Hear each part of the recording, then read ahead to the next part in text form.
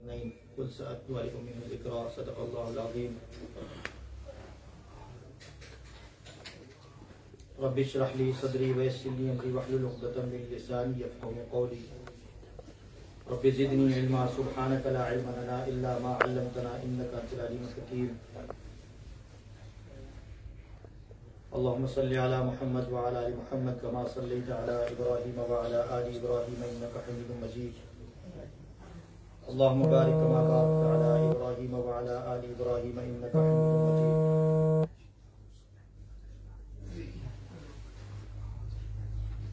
आज वक्त कम है इसलिए कि आज 1 बजे नमाज होगी। जो हजरात सुन्नत पढ़ना चाहते हैं इस वक्त तो अभी पढ़ लें, बयान के बाद फिर अजान होगी, फिर नमाज होगी इंशाअल्लाह।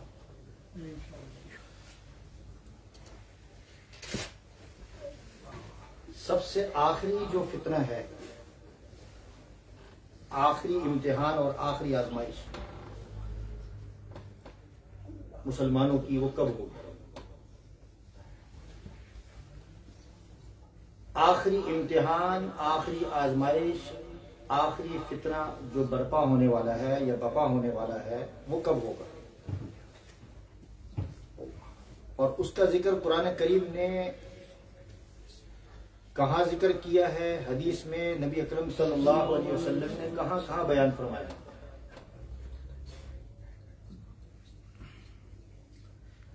मैं सबसे पहले एक हदीस बयान करता हूं जो कि बुखारी के अंदर भी मौजूद है, मुस्लिम शरीफ के अंदर भी मौजूद है और मिशकात शरीफ में भी मौजूद है।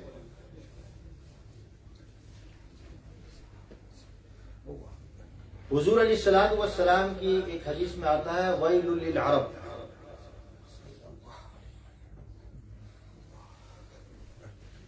मिन शर्रिन क़द इक़्तरब, अरब के लिए तबाही बर्बादी हो।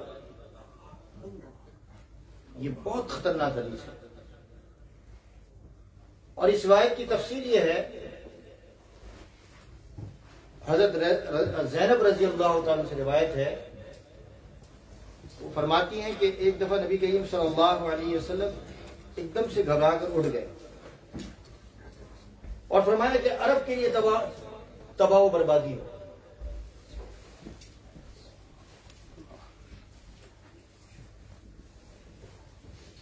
अनकरीब शर उठने वाला है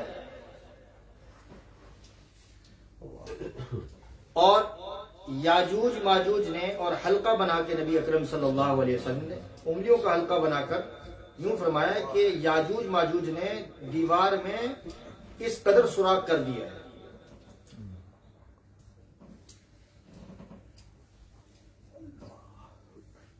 तो इस रिवायत के अंदर नबी अकरम सल्लल्लाहु अलैहि वसल्लम ने बहुत सारी बातें बयान फरमाई हैं। यही तो हुजूर अलैहिस्सलातु वस्सलाम के कलाम का एक एजाज था कि मुख्तसर अल्फाज के अंदर बहुत सारी बातें बयान फरमा दिया करते थे। तो बाकी बातों को हम छोड़ते हैं, जैसे वैलुल लिल अरब का आया जिक्र, फिर उसके बाद शर का जिक्र आया, लेकिन आगे जो जिक्र आया, हुजूर अलैहिस्सलातु वस्सलाम ने फरमाया कि मैं ये देख रहा हूं कि याजूज माजूज ने ये हल्का बनाकर कहा कि इस कदर दीवार के अंदर सुराख कर दिया।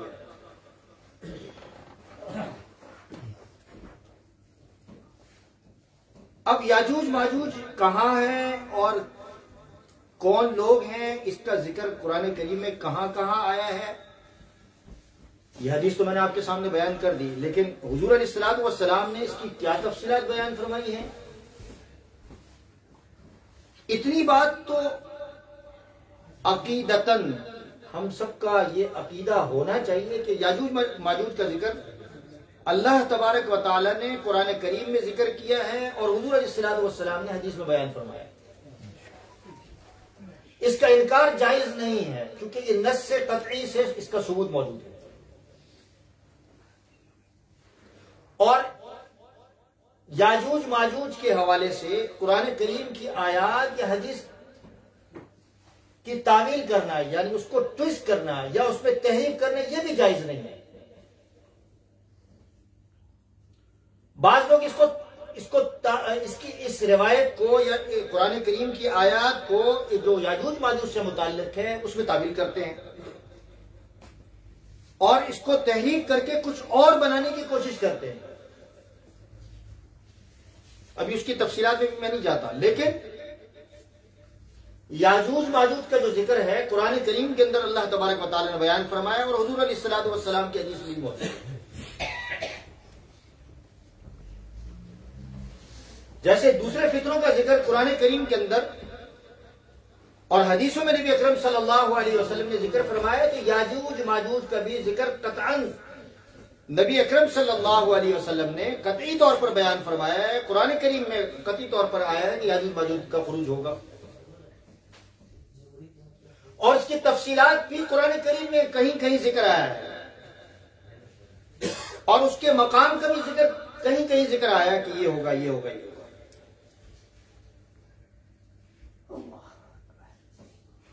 تو اس کا انکار جائز نہیں ہے.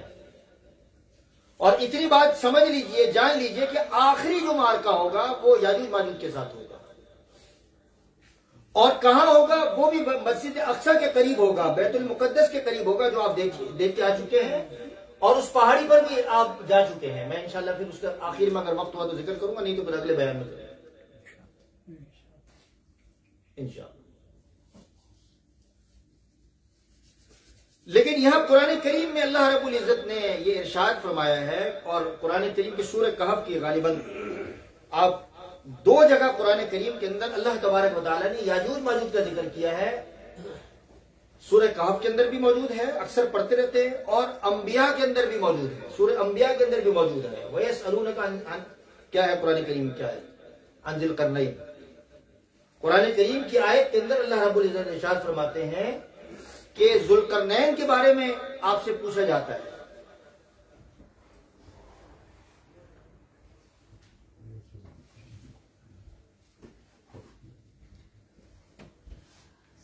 قرآن کریم کی میرے خیال سے 10ویں رکوع کے اندر یہ بات موجود ہے کہ ذوالقرنین کے بارے میں آپ سے پوچھا گیا.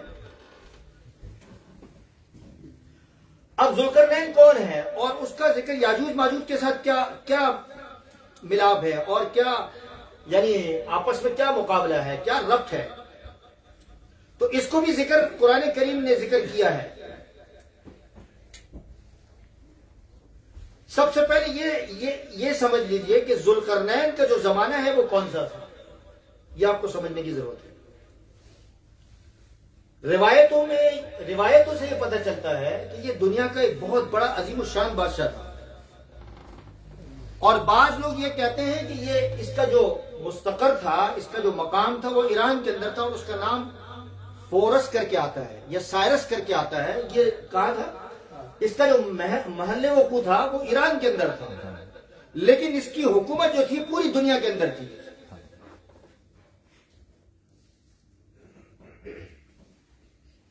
اور روایت کے اندر تاریخ کی کتابوں میں یہ بات پتہ چلتی ہے کہ اس کا جو زمانہ تھا وہ خضر علیہ السلام کے بالکل قریب تھا. جانتے ہیں خضر علیہ السلام، یہ بھی اس کا بھی ذکر یہاں اسی میں موجود ہے سورہ کہف کے اندر اور آخر تک پھر اس کا ذکر آتا ہے. سورہ کہف بہت اہم سورت ہے، اسی لیے حضور علیہ السلام نے پڑھنے کو کہا ہے. اور پھر جب حضرت خضر علیہ السلام کا ذکر آیا تو پھر آپ ظاہری بات ہے کہ پھر حضرت موسیٰ علیہ السلام کے دور کے بھی قریب ہوا. تو یہ ذوالقرنین ہے، یہ کس کے قریب؟ خضر علیہ السلام کے دور میں اور حضرت موسیٰ علیہ السلام کے دور کے قریب.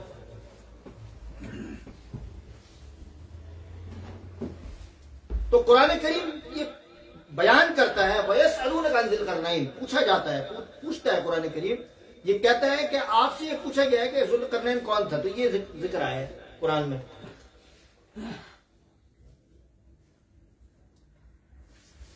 ذوالقرنین کے سفر کا ذکر ہوا کہ قرآن کریم کی آیت کے اندر ذوالقرنین کے اسفار کا بھی ذکر ہوا، ٹریولنگ، چونکہ ٹریول بہت کرتا تھا. قرآن کریم نے دو سفروں کو تو بیان کیا ہے، لیکن تیسرا سفر کا اشارہ کتابوں میں، تاریخ کی کتابوں میں ملتا ہے، اور قیاس کی بنیاد پر ہم اس کا نتیجہ اخذ کرتے ہیں کہ یہاں بھی گیا ہوگا۔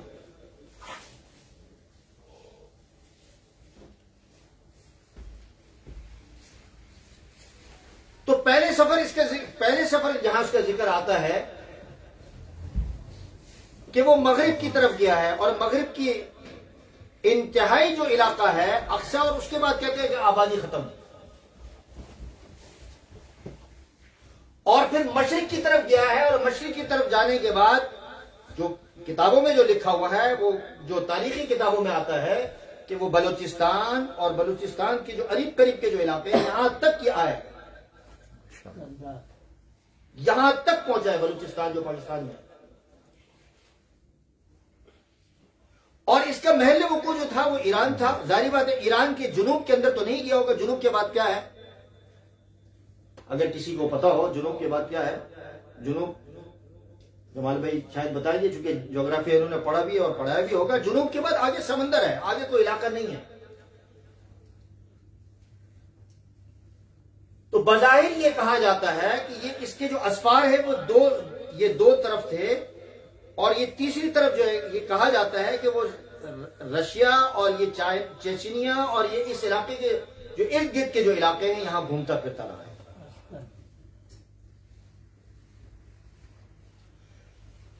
اس سفر کے دوران یہ ٹریولنگ کے دوران ایک ایسے مقام پر پہنچا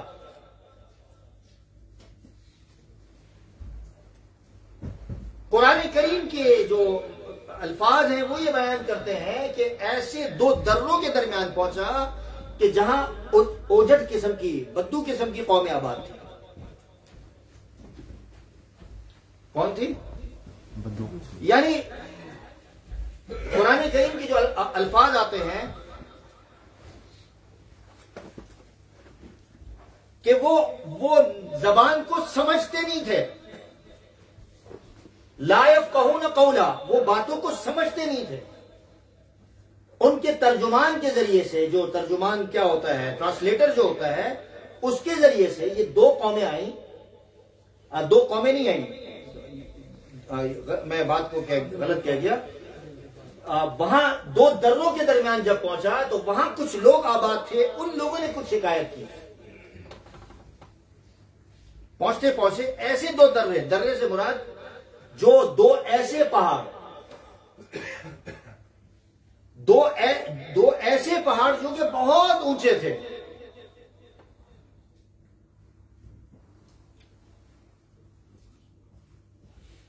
تو لوگوں نے یہ کہا ترجمان کے ذریعے سے، ٹرانسلیٹر کے ذریعے سے، کہ بھائی یہاں ڈکیتی بہت عام ہو گئی ہے، اور ڈکیتی بھی کرتے ہیں۔ ڈکیتی سے مراد یہ ہے کہ چوری کرتے ہیں اور لوگوں کو مارتے بھی ہیں۔ اور یہ کون لوگ ہیں؟ یہ دو قومیں آباد ہیں جو اس دو دروں کے پیچھے ہیں، جو آتے ہیں اور لوٹتے ہیں، لوگوں کو مارتے ہیں، اور اس کے بعد کیا کرتے ہیں؟ وہ چلے جاتے ہیں، غائب ہو جاتے ہیں۔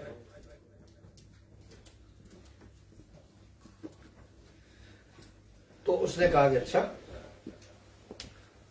تو انہوں نے یہ کہا، وہ جو وہاں کے رہنے والے جو اوجٹ قسم کے جو لوگ تھے، جو زبان نہیں سمجھتے تھے، انہوں نے یہ کہا کہ آپ ہماری اس بارے میں مدد کر سکتے ہیں، ہم آپ کو مزدوری دیں گے، آپ ہمارے لیے یہ یہاں ایک دیوار بنا دیں۔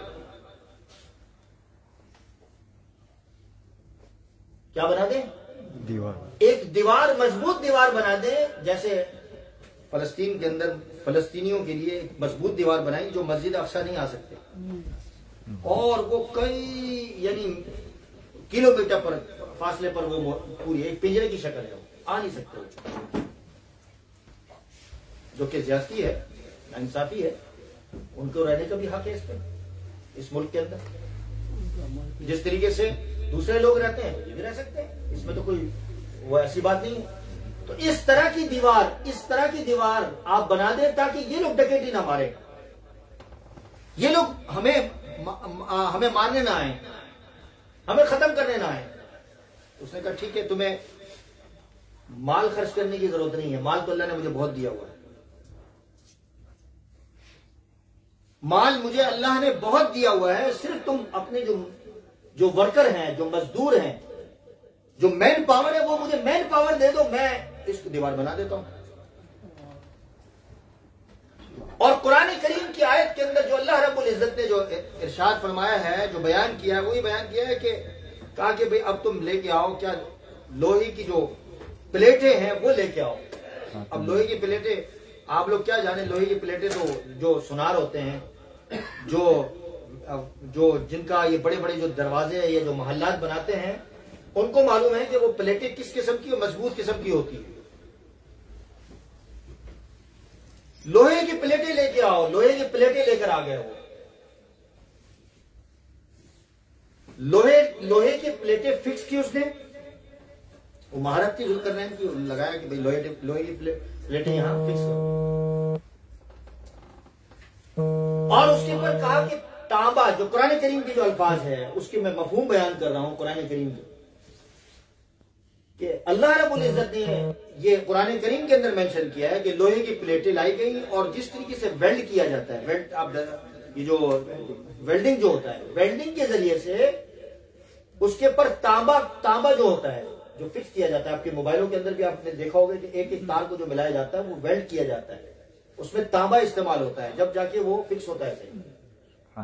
تو مضبوط قسم کا ایک تانبا کو ویلڈ کیا گیا اس پر، اور اس کے بعد اس دیوار کو اتنا چکنے کا لفظ قرآن کریم میں بیان ہوا ہے کہ اس دیوار کو کوئی شخص نہ چڑھ سکتا ہے نہ پھلنگ سکتا ہے۔ اتنی مضبوط دیوار آج سے پتہ نہیں کتنے ہزاروں سال پہلے یہ بنائی گئی، اور یہ دیوار کہاں بنائی گئی یہ نہیں معلوم۔ قرآن کریم نے اس کو مینشن نہیں کیا ہے کہ یاجوج ماجوج کس مقام پر تھے اور وہاں جا وہ علاقہ ہے، یہ ہزاروں سال پرانی بات ہے، اس کو قرآن کریم نے بیان نہیں کیا۔ اب یہاں سمجھنے کی بات ہے، عقیدے کی بات ہے کہ ہمیں کوئی چیز نظر نہ آئے اور قرآن کریم میں اس کو بیان نہ ہو، تو یہ دیکھیں جس درجے کے اندر قرآن کریم نے بیان کیا ہے اتنا تو ماننا ضروری ہے آپ کو۔ لیکن آپ یہ کہنا شروع کریں کہ نہیں یہ چیز اتنی زیادہ وضاحت کے ساتھ نہیں ہے اور ہمیں نظر نہیں آتی تو ہم نہیں مانتے، تو آدمی اسلام سے نکل جائے۔ قرآن کریم کی نص کے اندر اللہ رب العزت نے یاجوج ماجوج کا ذکر کیا ہے۔ اب اگر آپ کو نظر نہیں آتے تو میں آپ سے پوچھتا ہوں کہ آپ کو جنات نظر آتے ہیں؟ آپ کیا قریب قریب گھومتے پھرتے؟ جنات تو گھومتے ہیں، اب آپ ڈرے نہیں، آپ ڈرنا شروع کر دیں آج رات سے کہ بھئی جنات آ رہے ہیں، عورتیں کہیں گے بھئی ہمیں گھر کے اندر جنات۔ ایسی محسوسات جو چیزیں ہیں، حسی جو چیزیں ہیں، جو آپ کھاتے پیتے ہو، آپ جو گھروں کے اندر کھاتے پیتے ہیں، وہ ساری کی ساری کتابوں میں لکھا ہے، روایتوں میں آتا ہے کہ جنات بھی وہی کھاتے ہیں، گوشت کھاتے جنات، ہڈی چھوڑ دیتے ہیں۔ تو اس کا مطلب جو چیز وہ کھا رہے ہیں، جو رہ رہے ہیں، آپ کو نظر نہیں آتا تو جنات کا انکار کر دیں گے؟ جو چیز معدوم ہو، نظر نہ آئے، تو اس کا مطلب یہ نہیں ہے کہ وہ چیز اس چیز کا انکار کر دیا جائے اور اس کی تعویل کی جائے، اس کی تحریف کی جائے، قرآن کریم کی آیت کے نشر چلائے جائے، جس طریقے سے سر سید احمد خان نے کیا۔ فرشتے نظر نہیں آتے، جنات نظر نہیں آتے، جہنم نظر نہیں آتا، جنت نظر نہیں آتی ہمیں، تو اس چیز کا انکار کر دیا کہ نہیں اس کا وجود نہیں ہے، اور اس کی تعویل، اس کی تحریف اور اس کی تحریف۔ اسی طریقے سے یاجوج ماجوج کا انکار نہیں کیا جا سکتا جو کہ قرآن کریم میں ذکر آتا ہے، اور قیامت کی بڑی علامتوں میں سے ایک بڑی علامت ہے کہ یاجوج ماجوج نکلیں گے، ظاہر ہوں گے۔ اسی لیے میں نے یہ جو موضوع سلیکٹ کیا ہے وہ آج کل کے حالات کے مطابق، چونکہ بعض لوگ کہتے ہیں کہ یاجوج ماجوج بس نکل آئے، بس ابھی آ گئے، اور بعض لوگ یہ کہتے ہیں کہ یاجوج ماجوج جو ہیں وہ تھے ہی نہیں، نہ ہیں، یہ ایک ایسی یہ کہانی ہے جس کا کوئی قرآن و حدیث سے کوئی تعلق نہیں ہے۔ بات یہ کہ یاجوج ماجوج سے متعلق اب وہ کھاتے کیا ہیں، رہتے کہاں ہیں، اس کے بارے میں قیامت کے دن آپ کو سوال نہیں کیا جائے گا کہ بھئی یہ آپ یہ بتائیں کہ وہ کہاں رہتے ہیں، ان کا پتہ بتاؤ، ہمیں ملنا ہے جا کے۔ جو انہوں نے خزانہ جمع کیا ہوا ہے لوگوں سے لوٹ کر وہ ہمیں لینا ہے، یہ نہیں پوچھا جائے گا۔ آپ کا یہ مدار ایمان نہیں ہے، آپ کے ایمان کے لیے بات ماننا ضروری نہیں ہے، آپ کے لیے ایمان کو ماننا ضروری ہے، آپ کے ایمان کے لیے ضروری ہے کہ یاجوج ماجوج نکلیں گے، اور یہ قرآن کریم میں یہ آیتیں آئی ہیں۔ لیکن جہاں تک لکھی ہوئی باتیں ہیں، جیسے میں نے بتایا کہ یہ اسوار کا ذکر آیا، ذوالقرنین کا ذکر آیا اس کے ساتھ کہ ذوالقرنین وہاں سفر کر کے گیا، اس نے دیواریں کھڑی کی، اب وہ کب نکلیں گے اس کا ذکر نبی کریم صلی اللہ علیہ وسلم نے یہ جو حدیث بیان فرمائی، اور اس کے علاوہ بہت ساری ایسی حدیثیں موجود ہیں کہ قیامت کے قریب نکلیں گے، اور آخری جو فتنہ ہے، آخری جو مسلمانوں پر امتحان ہے، جس کا نہ مسلمان مقابلہ کر سکیں گے نہ حضرت عیسیٰ علیہ السلام مقابلہ کر سکیں گے، کیونکہ قرآن حدیث میں موجود ہے۔ حضرت عیسیٰ علیہ السلام اس طرح مقابلہ نہیں کر سکیں گے کہ طاقت کے طور پر، بلکہ مقابلہ ہوگا، ایسا نہیں کہ حضرت عیسیٰ مقابلہ نہیں کر پائیں گے۔ حضرت عیسیٰ کا جو مقابلہ ہوگا وہ روحانی طور پر ہوگا، جیسے میں نے کہا نا کہ آخری دور کے اندر جو پچھلے جمعے جو اس سے پچھلے جمعے بیان کیا تھا کہ اب یہ جو دور شروع ہو رہا ہے وہ روحانیت اور مادیت کا دور شروع ہو رہا ہے۔ ایک طرف روحانیت ہے اور ایک طرف مادیت ہے کہ یہ دنیا کی ساری چیزیں، اب اس دور کے اندر یہ آپ کی سائنس، یہ ٹیکنالوجی، یہ آپ کے جہاز، یہ بلڈنگز، یہ ساری چیزیں ہوں گی کہ نہیں ہوگی یہ بھی اللہ جانتا ہے، لیکن روایات اور آثار سے یہ پتہ چلتا ہے کہ یہ ٹیکنالوجی نہیں ہوگی، یہ سائنس آپ کی فیل ہو جائے گی، آگے جا کے یہ بتایا جاتا ہے، کیونکہ بعض جگہ ایسی چیزیں ہیں کہ جو سائنس وہ رک جاتی ہے وہ چیز۔ تو بعض لوگوں کا یہ کہنا ہے کہ یاجوج ماجوج جو ہے وہ ہمیں نظر نہیں آتے، اور بلکہ بعض ایسے فضلائے آپ ان کو کیا کہیں، جو ماہرین ہیں، جو جغرافیہ کے جو ماہرین ہیں، وہ یہ کہتے ہیں کہ ہم نے تو دنیا کا چکر لگا لیا، ہمیں تو یہ دیوار بھی نظر نہیں آئی اور ہمیں یاجوج ماجوج بھی نظر نہیں آئے۔ تو میں یہ سمجھتا ہوں کہ ہم نے جو پڑھا ہے، ہمیں جو اس بات کا علم ہوا ہے وہ تو قرآن و حدیث سے پتہ چلا ہے، لیکن جو ماہرین ہیں انہیں نظر نہیں آیا، تو یہ ان کا دعویٰ ہے، اس کے لیے وہ دلیل نہیں پیش کر سکے کہ دنیا کے اندر بہت سارے ایسی خطے اور ایسی زمینیں اور ایسے جنگلات اور ایسے پہاڑ اور زمین کے اندر ایسے یعنی ایسے علاقے اور ایسی سطحیں موجود ہیں کہ جہاں تک انسان پہنچ نہیں پایا ہے کہ نہیں بھائی؟ دنیا کے اندر بہت سارے ایسے لوگ ہیں جنہوں نے دنیا بہت سیر کی ہے، بہت ٹریولنگ کی ہے، لیکن ان کا یہ کہنا کہ نہیں ہم نے وہ جگہ نہیں، ہمیں وہ نظر نہیں آئے وہاں تک گئے۔ تو ایسی بھی دنیا کے اندر ایسے جغرافیہ کے ماہرین ہیں جو آج یہ اس دور کے اندر کہہ رہے ہیں کہ ہم وہاں تک نہیں پہنچے ابھی تک۔ یہ جو جہاز غائب ہو جاتے ہیں، آپ نے دیکھا ہوگا 2-3 جہاز جو آج تک غائب ہوئے ہیں، جو اس کے بحری جہاز نہیں کہتا، ایروپلین جو غائب ہوئے ہیں، اس کا پتہ چلا آج تک؟ ملیشیا کا ایک گیا تھا، اس سے پہلے ایک گیا۔ تو یہ جو بات کی جاتی ہے برموڈا کیا بولتے ہیں ٹرنگل کا، اس کے بارے میں آج تک مجھے بتائیں کہ آج تک اس بارے میں اتنی تحقیق، گہرائی سے تحقیق نہیں ہو چکی کہ بھئی جگہ ہے کہاں یہ۔ بعض لوگ کہتے ہیں ادھر ہے، بعض لوگ کہتے ہیں ادھر ہے۔ تو بھائی جو ماہرین ہیں ان کی اپنی رائے ہے، ہم ان کی رائے کا احترام ضرور کرتے ہیں، لیکن ہم اپنی رائے جو قرآن و حدیث پر مبنی ہے کہ یاجوج ماجوج جو آئیں گے، نکلیں گے اور کہاں آئیں گے، وہ اس کا ذکر قرآن کریم میں موجود ہے۔ اس سے پہلے ایک بات یہ سن لیں کہ یاجوج ماجوج یہ کون لوگ ہیں۔ قرآن میں تو اس کا ذکر آیا ہے، لیکن تورات کی کتابوں میں جو اصل کتابیں، اصل نسخے ہیں، اس کے اندر بھی یہ بات موجود ہے۔ اکثر آپ حضرات سنتے ہیں کہ کیا بولتے ہیں اس کو، گوگ مگوگ بولتے ہیں یہ۔ تو تورات کے نسخے کے اندر بھی موجود ہے، قرآن کریم کے اندر موجود ہے، اور اس کی جو صفات ہیں قرآن کریم کے اندر تو بیان کی گئی۔ اب سوال یہ ہوتا ہے کہ بھائی یہ کس کی اولاد ہے؟ تو اس کو بھی اگر مینشن کیا جائے، اگر تحقیق کی جائے تو پتہ یہ چلتا ہے، مختلف اس میں علماء کی مختلف رائے ہے۔ بعض کہتے ہیں کہ حضرت آدم علیہ السلام کی اولاد ہے، بعض یہ کہتے ہیں کہ یہ یافس کی اولاد ہے، जो हजरत नूह अलैहिस्सलाम के जो नाफरमान, और बाज ये कहते हैं कि काबिल की औलाद है ये, जो हजरत आदम बेटे थे। अब सवाल ये उठता है कि भाई ये काबिल की औलाद है तो उसकी तो शादी हुई नहीं थी, तो इसका भी फिर उलमा ने फिर जवाब दिया कि भाई शादी अगर नहीं हुई तो किताबों से यह पता चलता है कि उसका मिलाप किसी और मखलूक के साथ हो गया, क्योंकि जो इंसानियत से जो सबसे करीब तक जो मखलूक है, आपको पता है कौन सी है? जन्नात भी हो सकते हैं, इंसानियत से करीब तरीब तो वो नहीं है, बंदर हो सकते हैं।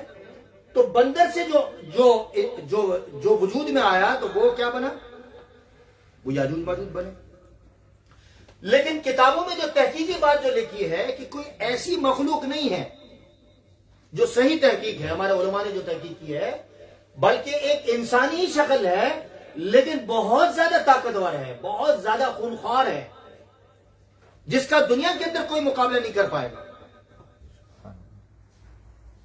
आप दावतुल अर्ज का भी आपको मैं बयान करूंगा, चूंकि 5 मिनट रह गए मेरे पास, 2 मिनट रह गए समझे। अल्लाह, तो अब ये इतनी ताकतवर होगी, इसका कोई मुकाबला नहीं कर पाएगा। अब ये खाते पीते क्या है? तो किताबों में ये बात भी लिखी है, बाद किताबों में ये जिक्र है कि ये इनके कान इतने बड़े होंगे कि जिस तरीके से हम कंबल लेते हैं तो वो कंबल की तरह वो ओढ़कर उसको सोते हैं। और बाज रिवायतों के अंदर जो तारीखी रिवायत है कि वो उसको बिछाकर सोते हैं, और कोई ऐसी मखलूक इनके लिए भेजी जाती है आसमान से जो वो खाते पीते हैं, बड़ी किस्म की मखलूक। तो खलकत का मैंने बता दिया कि खलकत ऐसी है, उनका बूदोबाश ये है, और उनका निकलना कुर्ब क़यामत है। और निकलेंगे कहां से, उसका जिक्र मैंने बताया कि ये जो इलाके, जो खत्ते जहां जहां मैंने बताया कि मशरिक़ बईद के जो इलाके हैं, उन इलाके से निकलते निकलते वो आएंगे। और रिवायत में आता है कि उनकी तादाद इतनी ज्यादा होगी कि आप तसव्वुर नहीं कर सकते। दुनिया के अंदर जितनी आबादी इस वक्त है उससे 10 गुना ज्यादा। और आप लोग माशाल्लाह, आप लोग और हाजी साहब भी और मुनाफ भाई भी माशाल्लाह, और हमारे ये आप भी गए थे ना, हम ऐसे इलाके पर गए कि जिसके बारे में रिवायत में आता है बहर तबरिया। मैं बार बार ये जिक्र करता हूं, बहर तबरिया ये मस्जिद अक्सा से तकरीबन 2, 2.5, 3 घंटे का रास्ता है। आधा हिस्सा शाम के अंदर आता है, सीरिया के अंदर आता है, और आधा हिस्सा इस वक्त जॉर्डन और इसराइल के अंदर आता है। वहां एक ऐसा बड़ा समंदर और ऐसा बड़ा दरिया मौजूद है जिसे सी ऑफ गलीली कहते हैं। और रिवायतों में आता है कि ये वो मकाम है जहां से कौन याजूज माजूज आएंगे। और इतना बड़ा, आपने मेरी वीडियो अगर देखी हो या आप जाके देखिए यूट्यूब पर, मामूली समंदर, मामूली दरिया नहीं है। इतना पानी पिएंगे कि जो लास्ट में जो आने वाला जो उसका जो फर्द होगा कि वो देखेगा कभी यहां पानी होता था, यानी सारा पानी पी जाएंगे, खत्म हो जाएगा। और ये फिर वहां से चलते जिस मकाम से आप लोग आए थे, कहां आए थे? मस्जिद अक्सा आए थे। तो फिर ये मुसलमानों का और इंसानों का पीछा करते हुए, यानी पूरी दुनिया में तबाही मचाते आखिरी जो इनका जो मकाम होगा, आखिरी जो इंतहा होगा, आखिरी जो खात्मा होगा, उस मकाम की तरफ अल्लाह तबारक व तआला लेकर आएंगे। और वो क्या कर रहे होंगे? आसमान पर तीर बरसाएंगे, जमीन वालों को मारेंगे, आसमान वालों को जब मारेंगे तो अल्लाह तबारक व तआला उनके इम्तिहान के तौर पर उनके जो तीर होंगे वो उसको खून आलूदा कर देंगे कि ऐसा समझा जाएगा कि हमने आसमान वालों को भी मार दिया। फिर वो अपने लोगों से कहेंगे हमने आसमान वालों को खत्म कर दिया, अब जमीन वालों को मारेंगे, जमीन वालों को मारेंगे, वो तबाही मचा देंगे, मारते जाएंगे। बहुत इम्तिहान का वक्त है, बहुत बड़ा फितरा है, बहुत बड़ी आजमाइश है। और फिर नबी अकरम सल्लल्लाहु अलैहि वसल्लम की रिवायत में आता है कि जब वो यह काम करेंगे तो हजरत ईसा अलैहिस्सलातु वस्सलाम मौजूद होंगे, क्योंकि उनका नुज़ूल हो चुका होगा। اور آپ اس پہاڑی پر جا چکے ہیں جسے کہتے ہیں کوہ طور. طور کی جو پہاڑی ہے جس پر آپ جا چکے ہیں، اس پہاڑی پر مسلمانوں کو حضرت عیسیٰ علیہ السلام اپنے ساتھ لے جائیں گے کہ چلو اوپر چڑھتے ہیں. اور روایت میں آتا ہے کہ نہ وہ مسجد اقصی میں داخل ہوں گے، مسجد اقصی کے قریب ضرور ہوں گے، ابھی نہیں ہے وہ مسجد اقصی کے قریب، مسجد اقصی کے ضرور قریب ہوں گے، لیکن نہ پہاڑی پر گھس پائیں گے نہ مسجد اقصی میں گھس پائیں گے. پوری دنیا ان کی تباہی کی زد میں ہوگی، اور وہ کس قسم کی تباہی ہوگی وہ اللہ ہی جانتا ہے. جو آج دیکھ رہے ہیں آپ، آج ہماری جو آنکھیں خون کے آنسو جو روتی ہیں ان تباہیوں کو دیکھ کر، تو وہ تباہی کیسی ہوگی وہ اللہ ہی جانتا ہے. اور اس وقت قحط کا عالم بھی ہوگا، اور روایت میں آتا ہے کہ مسلمان بالکل پریشان حال ہو جائیں گے.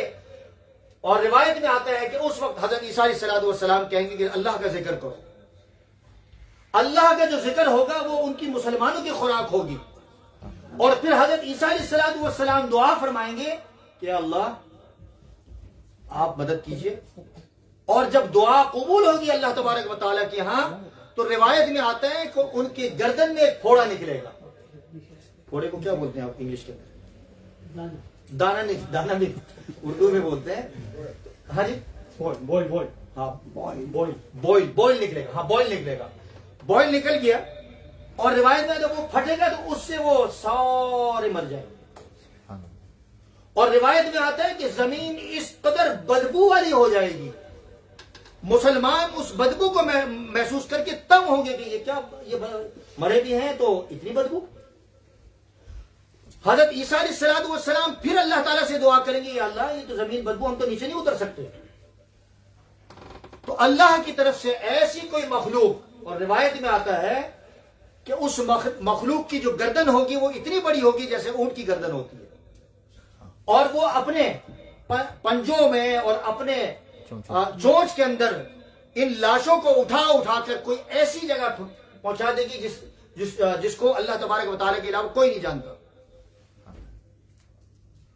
اور پھر اس کے بعد نبی کریم صلی اللہ علیہ وسلم ارشاد فرماتے ہیں کہ اللہ تبارک و تعالیٰ کی طرف سے ایسی خوبصورت بارش برسے گی کہ زمین چمک جائے گی. سبحان اللہ. اور پھر مسلمان نیچے اتریں گے، اور پھر امن کا دور ہوگا، سکون کا دور ہوگا، اور پھر اس کے بعد قیامت کا منظر ہوگا.